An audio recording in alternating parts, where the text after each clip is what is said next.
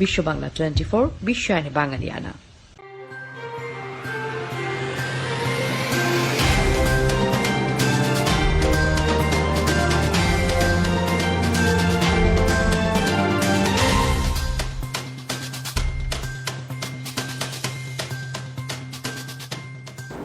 দেশে ঝাঁকে ঝাঁকে ধরা পড়ছে বড় আকারের রূপালী ইলিশ। গত কয়েকদিন ধরে বঙ্গোপসাগরে জেলেদের জালে ধরা পড়ছে প্রচুর ইলিশ।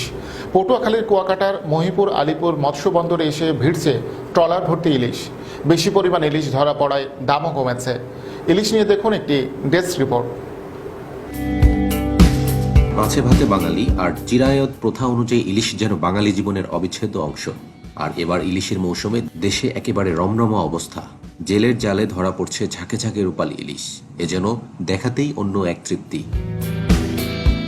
পটুয়াখালী সদর উপজেলার পায়রাগঞ্জ এলাকার জেলেরা জানিয়েছেন, নদীতে আগের চেয়ে ইলিশ বেড়েছে। ইলিশ বেশি ধরা পড়ায় এখন দামও কম।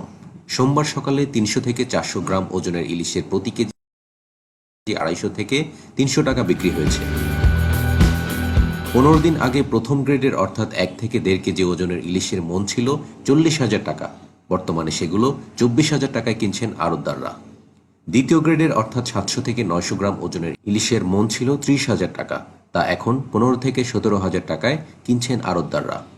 মাছ বেশি ধরা পড়ায় দাম কমে গেছে, তবে কয়েকদিন পর দাম বেড়ে যাবে। সদর উপজেলার মৎস্য কর্মকর্তা জানিয়েছেন, এখন জেলেরা অনেক সচেতন হয়েছেন। 2-1 ছাড়া বাকি জেলেরা অবরোধের সময় মাছ ধরেন না। নিষেধাজ্ঞার সময় না ধরায় ইলিশের উৎপাদন বেড়েছে। এজন্য ঝাঁকে ঝাঁকে ধরা পড়ছে রূপালী ইলিশ। নিষেধাজ্ঞা সফল ও জেলেরা সচেতন হওয়ায় ইলিশের উৎপাদন ও আকার বেড়েছে। অন্যান্য বছরের তুলনায় এবার মাছ ধরা পড়ছে। এজন্য দাম কম বলে জানান পটুয়াখালীর জেলা মৎস্য কর্মকর্তা। ডেস্ক রিপোর্ট, বিশ্ব বাংলা 24।